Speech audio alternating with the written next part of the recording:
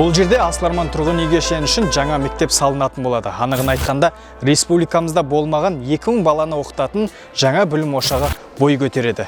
Мектептің салынуына тапсырыс беруші Адвента жауапкершілігі шектеулі серіктестігінің ақпаратына сүйенсек, жаңа мектептің құрылысы ағымдағы жылдың, яғни 2021 жылдың наурыз айында басталған. Мектеп толығымен келер жылы пайдалануға беріледі. Осының анық-қанығын білу үшін аталмыш компанияның басшысымен арнайы кездесіп, мән-жайды анықтауға тырыстық.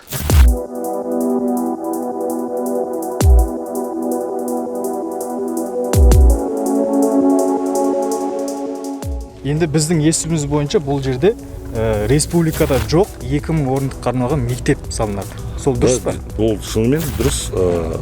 Здесь, получается, мы хотим сделать проект, которого не было в Казахстане еще. Это самый лучший проект будет, надеюсь, самый красивый проект. Я надеюсь, что это будет изюминкой нашего района. 2000 посадочных мест. Это значит, получается, 4000 учеников мы можем принять в стенах нашей школы в 2 смены.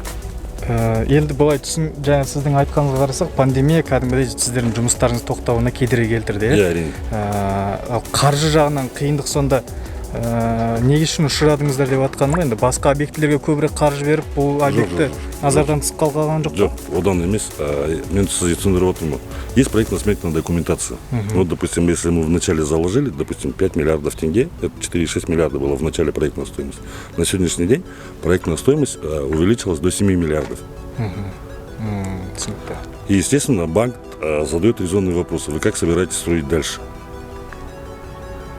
И чтобы дофинансирование получить, нам пришлось приостановить работу, нам пришлось опять. Генподрядчик, естественно, за свой счет это восстанавливать не будет, хотя есть договоренности, был договор, протокол.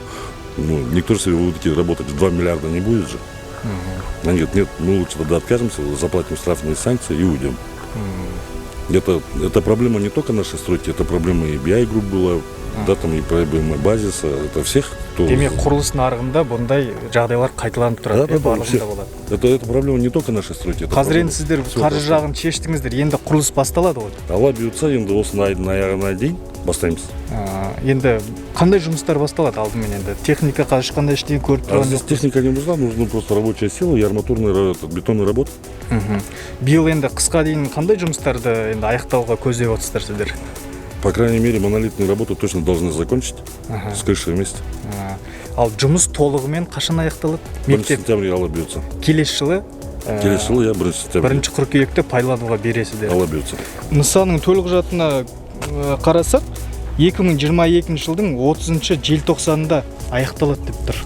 Сіздер демек уақытынан бұрын аяқтайын деп тұрсыздар. Ол бір себебі бар ма әлде? Жоқ. Негізі, когда пишется проект, есть проектная мощность, что вот мы хотим там построить. Но он технологиялар бар, которые мы не должны нарушать. Но при, допустим, скажем, как на примере, работает одна бригада, или можно, допустим, сделать 4 бригады, чтобы работало. Да, это будет проект дороже, но это будет быстрее, не нарушая технологии строительства. Поэтому, естественно, мы будем ускоряться. Потому что это также в наших интересах, чтобы дети пошли в 1 сентября в школу. Потому что это все равно совместный государственный проект. Енді мүмкін болса, мектептің жалпы жобасын білесіз ғой, қандай бір ерекшеліктер болуы мүмкін? Мектептің құрылысына неше қабатты болады? Жан-жағында? Школа будет трехэтажная, практически стеклянная, красивая, с дышащими панелями. Я говорю, это Алла бұйыртса бір керемет мектеп болайын деп жатыр. Жарайды, енді сол күнге жетейік. Рахмет сіздерге. Сіздерге рахмет.